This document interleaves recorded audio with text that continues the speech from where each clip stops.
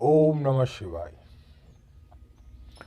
सभी श्रोताओं को मेरा नमस्कार है। प्रिय श्रोताओं, आज मैं चंद्रिका यक्षिणी भाग 5 लेकर आपके समक्ष आया हूँ। उम्मीद है कि अभी तक का जो चारों भाग था आप लोगों ने सुन रखा होगा। जो लोग नए हैं वे लोग से गुजारिश है कि चैनल को सब्सक्राइब कर लें और बेल आइकन को प्रेस कर लें। और जो लोग पहली बार इस 5वें पार्ट को सुन रहे हैं वे लोग इस पार्ट से पहले पीछे 4 और भाग है वह सुन ले तो ज़्यादा अच्छा रहेगा। उन्हें सारी चीज़ें ज़्यादा अच्छे से समझ में आ सकेंगी। एक और रिक्वेस्ट है आपसे कि वीडियो को लाइक ज़रूर कर दें और आपकी जो भी राय है वह कमेंट बॉक्स में अवश्य लिखें। आपकी अगर कोई समस्याएं हैं या कोई भी बात है जो आप मेरे समक्ष रखना चाहते हैं तो वो भी आप कमेंट बॉक्स में ज़रूर लिखें, जिससे मुझे आपसे ज़्यादा जुड़ने का मौका मिलेगा, समझने का मौका मिलेगा और आगे जो भी साधनाएं और जो भी सच्ची घटनाएं मैं आप लोगों के समक्ष लेकर आऊं, उसके लिए मुझे आपके बातों से, आपके विचार से, आपके कमेंट से मुझे कुछ हेल्प मिले और मुझे कुछ आइडिया भी मिले कि मैं किस तरह की साधनाएं और क्या क्या चीज़ें आप लोगों के समक्ष प्रस्तुत कर सकूं। तो आइए अब शुरू करता हूं यह भाग और जानते हैं कि उस लड़के के साथ आगे क्या हुआ। तो वह लड़का एक नई जगह पर जा पहुंचा था। एक नया स्कूल था जहां उसे जॉब करनी थी। वह स्कूल काफ़ी बड़ा था, काफ़ी अच्छा था। वहाँ के स्टाफ लोग भी काफ़ी अच्छे थे। अच्छे जगह वह जॉब के लिए चला गया। वहाँ जाने पर उसने पढ़ाना शुरू किया और एक नए दायित्व के साथ उसने अपनी ज़िंदगी को आगे बढ़ाना शुरू किया। अब वह उसके पास, उसके रूम में वह देवी की जो भी छवि थी या जो भी देवी की हुई मालाएं थी, यंत्र थी, वो उसके रूम में रखी रहती थी। उसके गुरु का गुरु चित्र और भी देवी देवताओं का चित्र हुआ करता था। वह रोज़ सुबह प्रातः उठकर अपने स्कूल जाने से पहले स्नान आदि करके हल्की फुल्की पूजा करके वो अपने काम पर डेली जाने लगा और वह नॉर्मल अपने जीवन को व्यतीत करने लगा। उसने साधनाएं अब बिल्कुल तरह से छोड़ दी थी। उसने भी देख लिया कि अब साधना करना मेरे बस की बात नहीं है। अब यहाँ पर उस लड़के ने सोच लिया कि अब साधना मैं नहीं कर सकता, अतः मैं अब इस स्कूल में अपने काम पर फोकस करूं, स्कूल में फोकस करूं और अच्छी शिक्षा दूं और अपने जीवन को भी अब साधारण ढंग से शांतिपूर्वक मैं व्यतीत करूं। ऐसा ही चलते रहा। लेकिन वहाँ पर भी कुछ दिक्कतें थी, जैसे कि उसने बताया कि वहाँ के जो छात्र थे वो लोग थोड़ा ज़्यादा असभ्य थे। उसका कारण जो भी रहा हो, वहाँ का माहौल ऐसा था स्कूल का कि छात्र काफ़ी ज़्यादा असभ्य थे। कई घटनाएं ऐसी हुई जहाँ पर उसे स्टूडेंट लोगों को, उन छात्राओं को दंड देना भी पड़ा। हुआ एक बार कुछ ऐसा कि उस लड़के ने किसी एक लड़के को ज़्यादा बदमाशी करते हुए उसे दंड के रूप में उसे थोड़ा दंडित किया। उसका परिणाम हुआ कुछ ऐसा कि उस बच्चे के जो अभिभावक थे, उसके पेरेंट्स थे, वो लोग स्कूल आकर के उल्टा उस टीचर से ही, उस शिक्षक से ही लड़ने लगे और परेशानियां थोड़ी उस लड़के की बढ़ गई।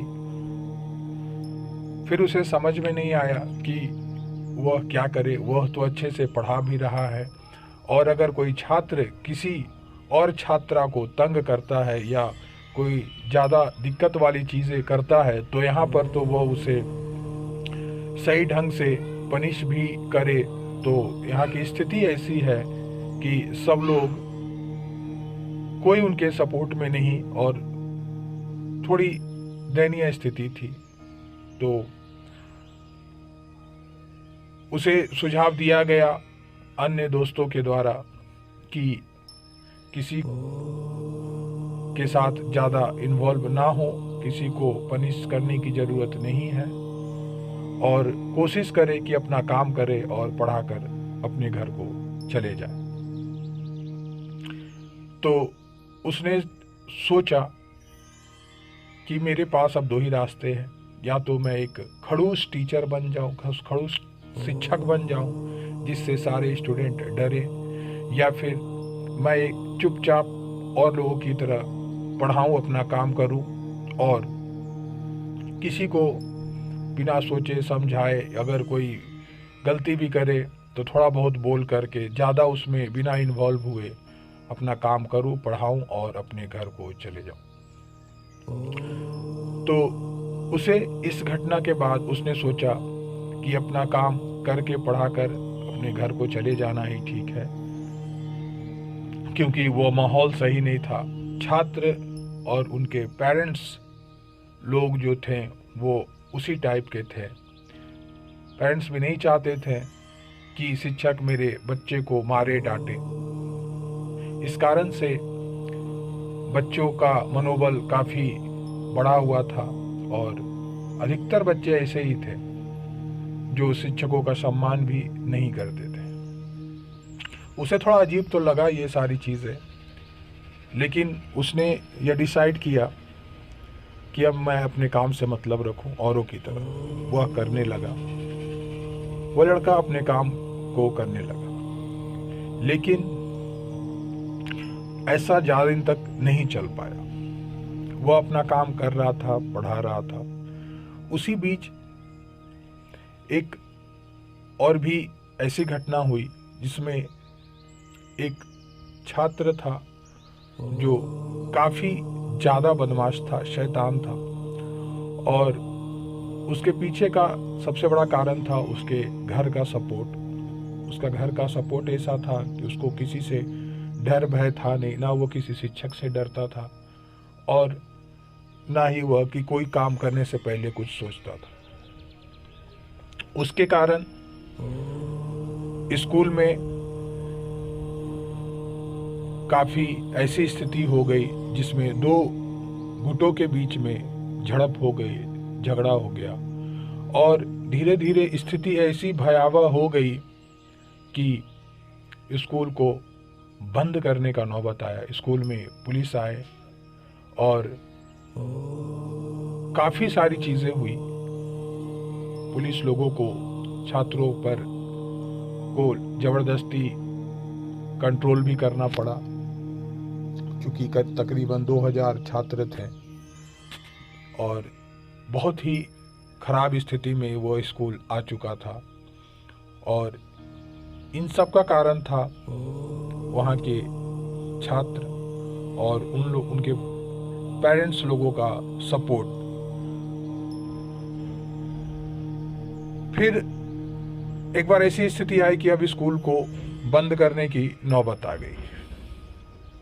अब सारे लोग, जो बहुत सारे पेरेंट्स थे, अच्छे छात्र थे, शिक्षक थे, वे लोग सोचने लगे कि ऐसा क्या किया जाए कि स्कूल को बंद करने से रोका जाए, क्योंकि स्कूल बंद के कगार पर आ चुकी थी। कुछ दिनों के लिए स्कूल को बंद करने का आदेश आया। उसी बीच उस लड़के ने सोचा, अभी तक उसने सारी साधनाएं, पूजा सब बंद कर रखा था। उसके स्कूल में हर शनिवार को हवन का कार्यक्रम हुआ करता था। तो ऐसी स्थिति को देख करके उस लड़के ने, जो पुरोहित थे, जो पंडित थे, जो हवन करवाते थे, उन्हें कहा कि इस बार हवन में मैं आपके साथ बैठना चाहता हूँ और कुछ मंत्र जाप मैं भी करना चाहता हूँ। ऐसा कहकर वह लड़का उस दिन हवन कुंड में बैठा और जो भी हवन होता था वह होने दिया। साथ ही साथ वह लड़का वहाँ पर हवन में अपने गुरुदेव को याद करके, उस देवी को याद करके और मन ही मन मंत्र जप करना शुरू कर दिया। और तकरीबन 1 घंटे तक वह हवन चला। हवन का कार्यक्रम भी चल रहा था और वह लड़का वहाँ पर बैठकर उस देवी का आवाहन भी कर रहा था। अपने गुरुदेव का भी आवाहन उसने किया। शक्तियाँ तो उसके अंदर थी ही कुछ, जिसे वह दिखाता नहीं था, जिसे वह यूज नहीं करना चाहता था। चुपचाप उसने जो भी उसे करना था उसने मन से प्रे किया। और उसके बाद अचानक ही दूसरे तीसरे दिन से स्कूल को बंद नहीं करने का आदेश आया। और उसके बाद स्कूल की स्थिति ऐसी हो गई कि लगता ही नहीं था कि यह वही स्कूल है जहाँ की स्थिति इतनी दयनीय हो रखी थी। स्कूल बहुत ही अच्छे तरीके से शांत स्वभाव से चलने लगा। तो यह एक चमत्कार था उस लड़के के द्वारा। किसी को पता भी नहीं चला, जैसा कि उस लड़के ने बताया कि बिना किसी को बताए उसने मन ही मन बैठकर वहाँ पर उसने आवाहन किया और जो भी मंत्र जप था उसने किया, जिसका प्रभाव हुआ कि वह स्कूल वापस अच्छे स्थिति में आ गया और सारी चीज़ें सामान्य हो गई। जिसे दंडित करना था उन सबको दंड भी मिल गया और बाकी सारी चीज़ें अच्छे से पहले की तरह चलने लगी। यह बात तो उसने किसी के साथ शेयर नहीं की। वह भी खुश था कि मेरे एक प्रयास से कम यह स्कूल चल उठा, बंद नहीं हुआ और काफ़ी छात्रों का और शिक्षकों का भी जो जिंदगी थी खराब होते होते बची, क्योंकि स्कूल को बंद होने से काफ़ी लोगों का नुकसान था।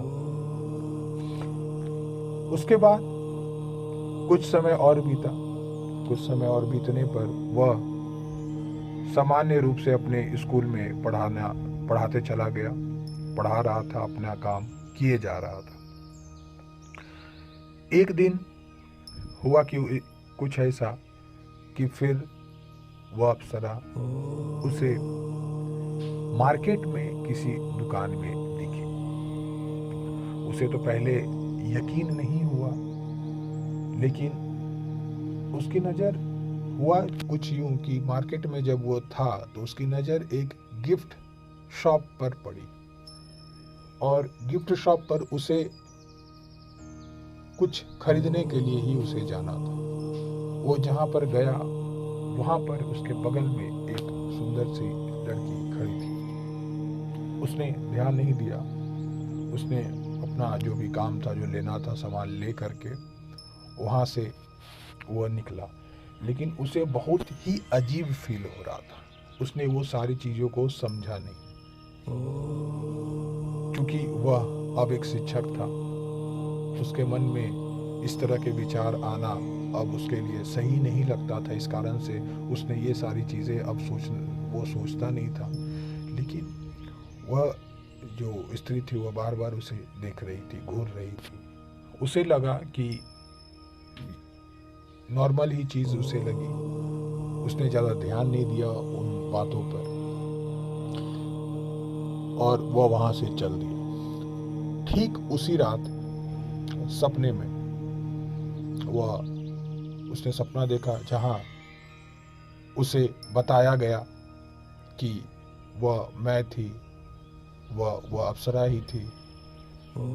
तब उसे पता चला कि उस दिन, पिछले दिन को उस गिफ्ट शॉप पर वह अप्सरा ही थी।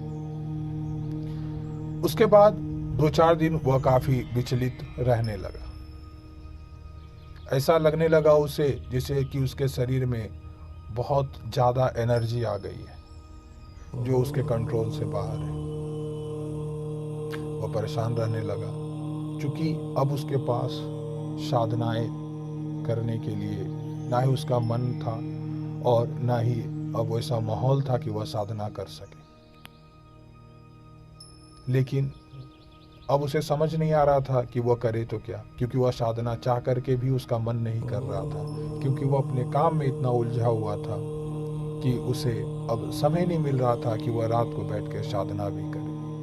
और सच बोलिए तो ऐसा भी उसके साथ हो रहा था कि वह अब नॉनवेज चीज़ों का सेवन, जैसे मुर्गा अंडा वगैरह का भी सेवन वह कर रहा था काफ़ी।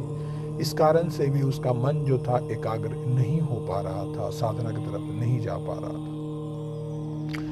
लेकिन अभी तक वह देवी जो थी वह कभी सपने में तो कभी स्कूल में आके उसकी मदद करती, तो कभी सपने में आती, कभी मार्केट में दिख जाती। और जब ऐसी चीज़ें उसके साथ होने लगी तो वह लड़का का विचलित होना तो आम बात थी। अब उसे समझ में नहीं आ रहा था कि वह करे तो क्या करे, उसे साधना शुरू करनी चाहिए या नहीं करनी चाहिए। उसने ठाना कि मैं साधना शुरू करूंगा, लेकिन वह सोचता कि अब इस शुक्रवार से मैं साधना शुरू करूंगा। उसके पास जो भी सामग्री थी, उसने कहा कि मेरे पास जो भी सामग्री है उसी सामग्री से मैं इस साधना को शुरू करूंगा। शुक्रवार का दिन आया, उसने लाल धोती का इंतजाम किया और शुक्रवार के दिन उसने सारी पूजा सामग्री वगैरह खरीद कर अपने घर में पहले से रख लिया। शुक्रवार को वह स्कूल से आने के बाद उसने सोचा कि अब मुझे यह करना है। तो उस दिन हुआ कुछ ऐसा कि उसके एक मित्र को कुछ प्रॉब्लम हुई और शाम को अचानक उसे उस मित्र के पास जाना पड़ गया, उसके घर जाना पड़ा और उसकी तबीयत खराब थी। इस कारण से उस मित्र के साथ उसे उसी के रूम में अच्छा देर रुकना पड़ गया और उसका परिणाम हुआ कुछ यूं कि उस दिन वह साधना नहीं कर पाया। शनिवार के दिन वह अपने रूम पर पहुंचा और फिर वह थोड़ा मायूस भी रहा कि वह साधना नहीं कर पाया, आज के दिन ऐसा हो। इसी तरह जैसा कि उस लड़के ने बताया कि हर शुक्रवार वो साधना करने की पहले से सोचता और जैसे ही शुक्रवार आता वैसे ही कोई ना कोई अड़चन, कोई ना कोई बाधा, कोई ना कोई काम, चाहे वो स्कूल का हो चाहे साथियों का है, वो उसके पास आ ही जाता और इसका परिणाम यह होता कि वह कभी साधना में बैठ ही नहीं पा रहा था और उसकी लाइफ नॉर्मल फिलहाल चल ही रही थी। वह स्कूल जा रहा था, अपना काम कर रहा था और साधना शुरू करना चाह रहा था, लेकिन वह उसमें सफल नहीं हो पा रहा था। उसने सारी सामग्रियां ले रखी थी, लेकिन हर शुक्रवार को या उससे एक दिन पहले कुछ ऐसा हो जाता, ऐसा कुछ काम आ जाता कि वह चाह करके भी शुक्रवार को बैठ नहीं पाता था। यह चीज भी उसे फील होने लगी। लेकिन इस दौरान सपने में वो अप्सरा कई बार आने लगी उसके सपने में, और जब भी वह लड़का उस अप्सरा का सपना देखता वह काफी विचलित सा हो जाता। वह बताता कि उसके शरीर में इतनी एनर्जी आ जाती कि जो कंट्रोल से बाहर रहती थी और जिसके कारण वो काफी विचलित रहने लगा, काफी बेचैन रहने लगा। उसे लगा कि अब साधना के अलावा कोई और उपाय नहीं है। वह अपने काम में बिजी रहने के कारण अपने गुरु से भी मिल नहीं पा रहा था। अच्छे दिन हो गए थे, लगभग 1 साल बीत गए। 1 साल बीत गए और अभी तक वह अपने गुरु से भी नहीं मिल पाया। अप्सरा की साधना भी नहीं वह कर रहा था और अपने काम में बिजी था। देखते ही देखते जब 1 साल बीता और वह साधना नहीं कर रहा था, नहीं कर पाया, तो वह भी, उसका मन पुनः साधना से हट गया। साधना से हटने के बाद वह, उसके स्कूल में कुछ और भी घटनाएं उसके साथ ऐसी हुई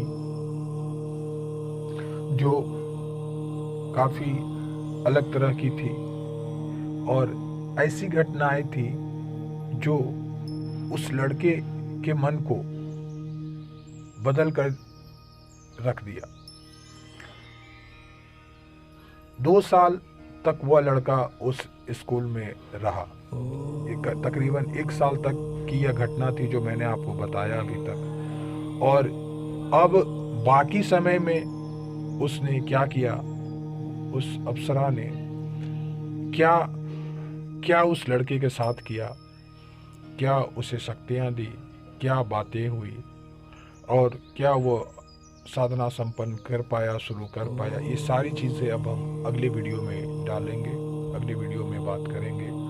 और एक चीज़ बता देना चाहता हूँ कि अगला वीडियो जो है वो 3 से 4 दिन के अंदर ही मैं आप लोगों के समक्ष ला दूंगा,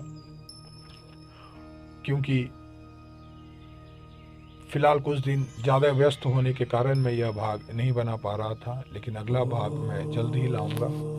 और मैं इसी मंथ में इस कहानी के सारे पार्ट को रख दूंगा और आप सबके समक्ष सारी चीज़ें बता दूंगा। फिलहाल जो चैनल पर नए हैं, चैनल को सब्सक्राइब कर लें और बेल आइकन को भी क्लिक कर दें, और वीडियो को लाइक ज़रूर करें, अपनी राय दें, कमेंट दें।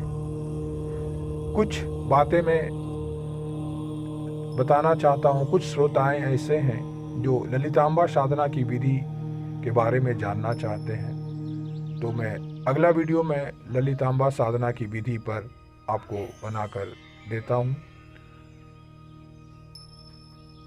और भी किन्हीं को इच्छा है कि मैं कोई साधनाएं वगैरह की जानकारी दूं, तो वो कमेंट बॉक्स में लिखें, और ज़्यादा कुछ नहीं तो ओम नमः शिवाय कमेंट बॉक्स में ज़रूर लिखें। अगले वीडियो में भाग 6 में हम फिर मिलेंगे। जल्द ही मैं वह भाग लेकर आऊँगा।